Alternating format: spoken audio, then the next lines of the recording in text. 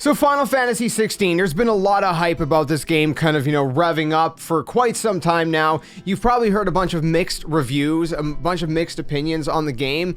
And I'm going to try to go through what I think is both the good and the bad of this game. At the time of recording this, I literally just finished the game. I just wrapped it up and I'm like, you know what? While it's all fresh in my mind, I'd like to do these reviews as transparent and as honest as possible. Let me just really jump into this while it's still completely fresh as the whole experience. I knocked out the game in about 5 days or so, just going super hard. It took me about 32-ish hours, just over 30 hours, doing very minimal side story stuff. I did some side stuff, but again, very minimal for the most part. It took me about just over 30 hours personally. In terms of did I have to redo many boss fights, things like that? Not really. I died maybe 3 or 4 times throughout my whole playthrough, and what I will say that I really appreciate about the game that some people might think is not necessarily a pro, but I thought it was a great pro, especially considering the fact that in the later game there are boss fights that are quite lengthy, up to 30 minutes long, is the fact that if you die through certain parts of the boss fight, it kind of brings you back to sort of a checkpoint. There's kind of checkpoints throughout the boss fight, and also replenishes your potions and things like that, which is really nice. Now, before we continue into this is going to be as spoiler-free of a review as I possibly can give you guys. I'm not going to go into any major story stuff. I'm going to obviously go and keep it on the mild side. So if you're trying to go in completely blind, then maybe obviously watching reviews is probably not the best idea. I will say that at the beginning of this, I recommend the game. Okay, I recommend it. You play it. It's amazing. There's a demo, 2-hour demo. That's the very beginning of the game that actually transfers over to the full game. So you can try the first 2 hours at least. But I will say the first 2 hours doesn't even do it justice. As great as the first 2 hours is, the entirety of the game, it just has to be experienced as a whole. Now, I'll also touch on a couple things, because you're probably hearing a lot of stuff about people saying that, the tone or the story just randomly shifts and it makes no sense. I don't think that personally. I think the story does make sense how it progresses from the start to the finish. Like any other story, there's kind of deeper elements that get unveiled as you progress through the story, right? It's just natural. The whole idea of the story, without going too much into it, is of course you have the icons, right? The icons are a lot of those summons that you would see in other games like Final Fantasy VII, for example, right? So you got Bahamut, you got Ifrit, you got the Phoenix, et cetera, right? You got all these different icons. And the idea is that different people throughout the story of this game, throughout the history, the lore, have been, there's kind of these powers that get handed down, I'm not going to get too much into the lore of it, but basically people have powers, the power of these icons, okay? And so that's a big part of it. There's kind of two stories. There's sort of a political aspect of it, right, with the kingdoms and different things like that. And a lot of people think that what happened is once we're getting through the story, all of a sudden it switches from the political thing side of it to the sort of magical side of it, and that's not what's happening at all. What's happening is you're unveiling a deeper element. Now, there are both of those sides kind of happening simultaneously, but they all work together as a cohesive whole, at least from my experience. And I think that they're both equally interesting in their own regard. Obviously, the magical side of things, right? You get really deep into that side, and that's where your mind really starts to get blown. The political side with all the kingdoms, different things like that, I've always loved that kind of, medieval kind of feel, if you will. So maybe I'm a little bit partial in that way to it, but I really enjoyed that as well. And the world is pretty big. Is it open world? Not necessarily, no, but there is open areas to explore that are pretty large.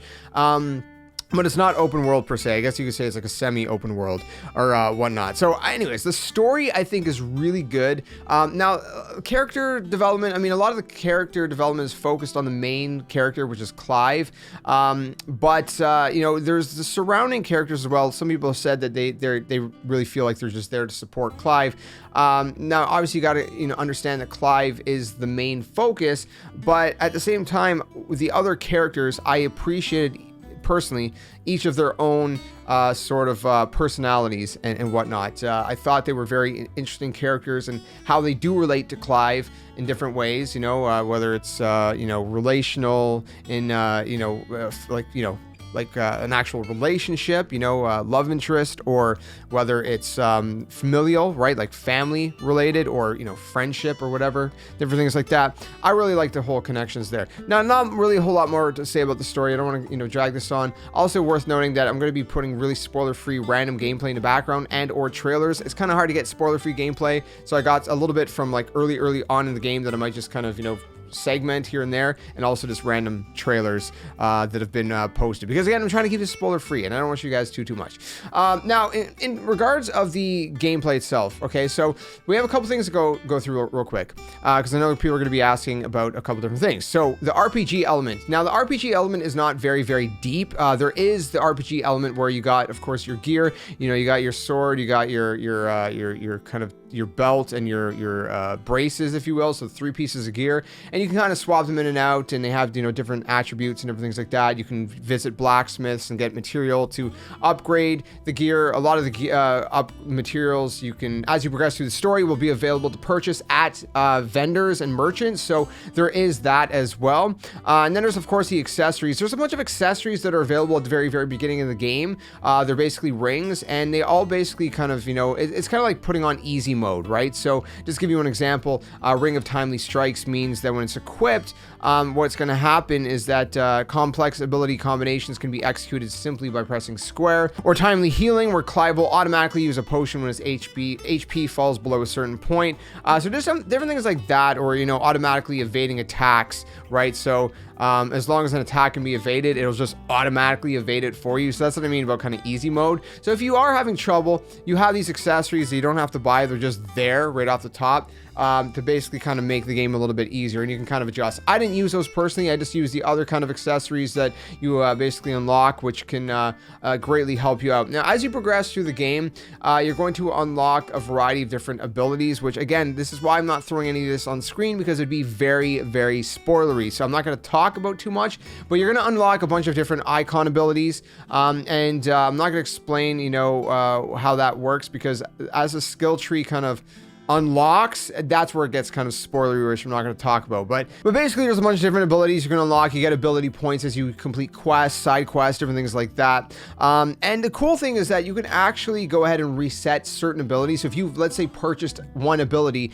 you can reset it to get the ability points back if that's something, you know, maybe you're not using, because as you progress and you unlock different things in this sort of skill tree, if you will, this abilities menu, you know, maybe other abilities you're not going to be using as much because you've replaced them with newer abilities, so you can cash those other abilities back in to get those points back, so then you can just kind of focus on getting newer ones and upgrading those. So that's really cool mechanic that I appreciate very much personally. So again, a lot of choice to kind of build your character with these abilities and kind of figure out, you know, what suits your playstyle best, but like I said, in terms of the, you know, the gear and stuff like that, it is very basic, but again, I'm not against that. I don't mind, because that kind of, you know, some people like to really kind of dive deep into like the RPG element of a game.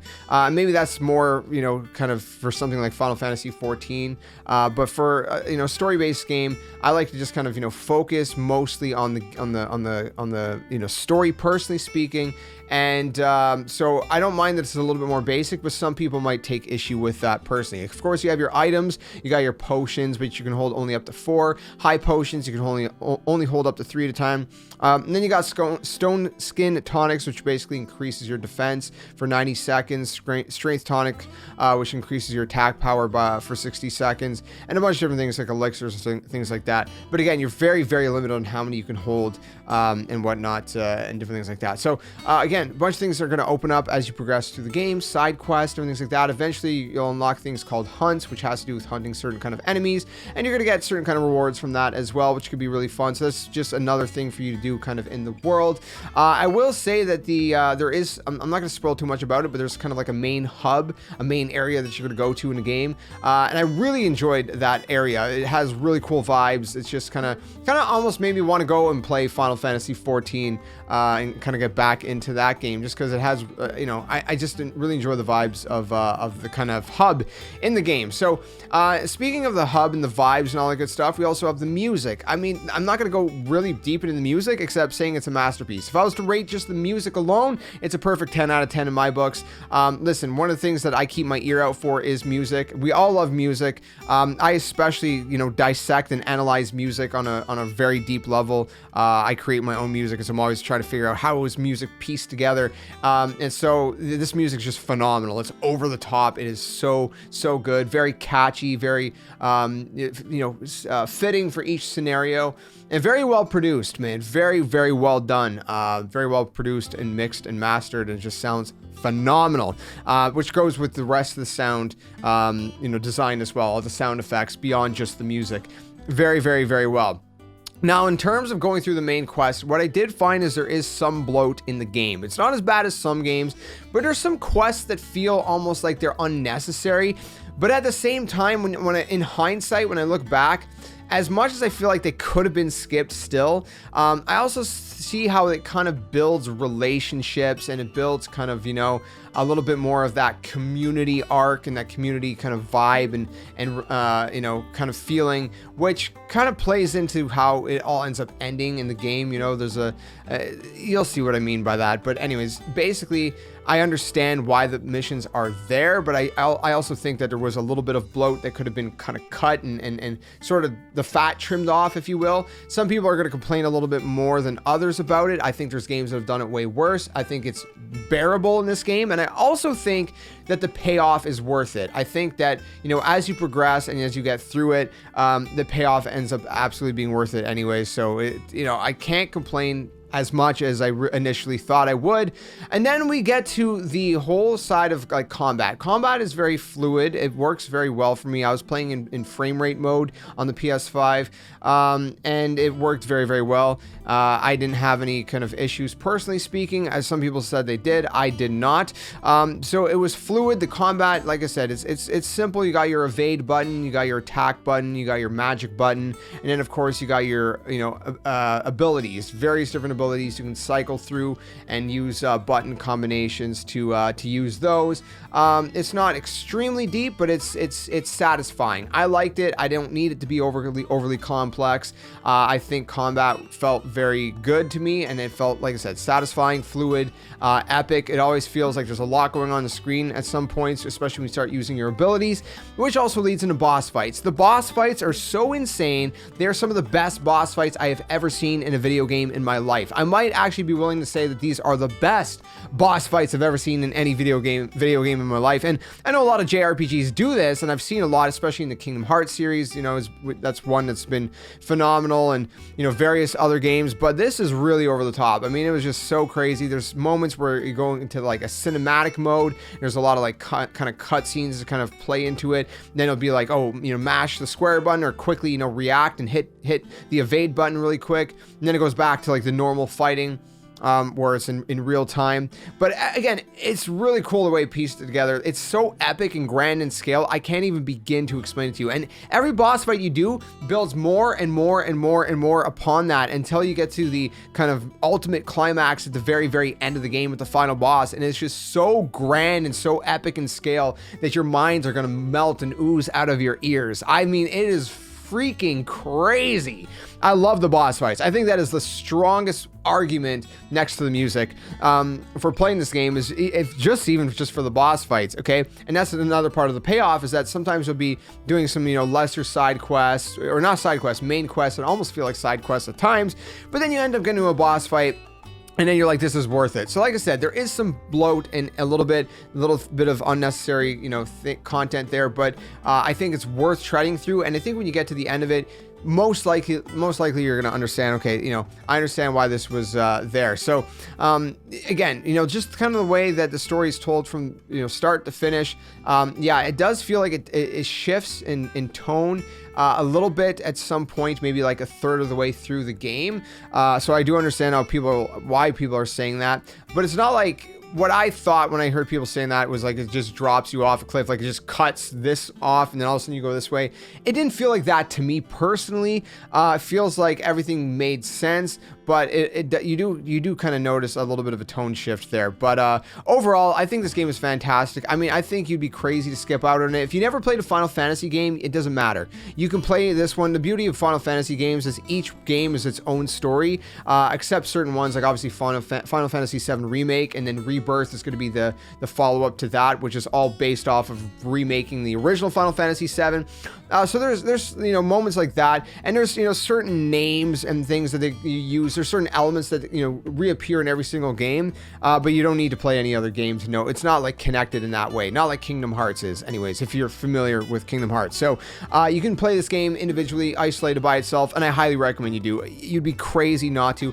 If you've never been a big RPG fan, like I said, it's a little bit on the simpler side, so you can get straight into it. If you are a huge RPG fan, well, again, it is a little bit more basic, maybe for your taste, but the game is pretty fun in my opinion. It might not suit everybody's taste, but I think it's just fantastic. I had the time of my life with it. Yes, there was moments where I felt, okay, this is tedious. Do I really need to be doing this main quest? Like, shouldn't this just have been a side quest? And maybe there are times there should have been.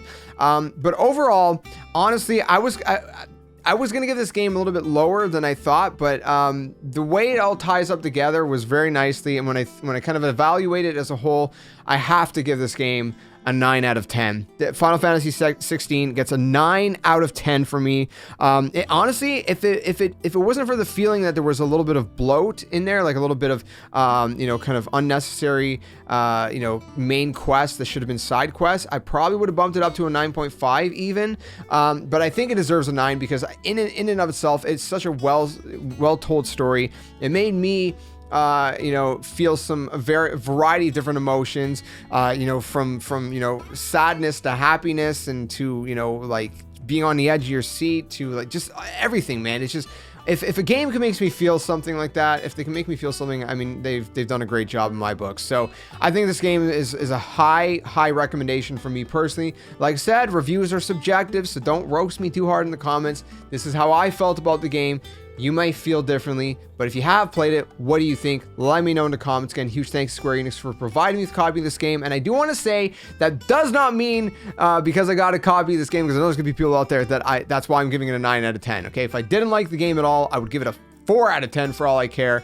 I'm always honest with my reviews, but I thoroughly, truly enjoyed this game personally, and I really hope that they make some DLC. Also, by the way, make sure you watch. Make sure you stick around after the credits of the game. There is a post-credit scene. That's all I'll say.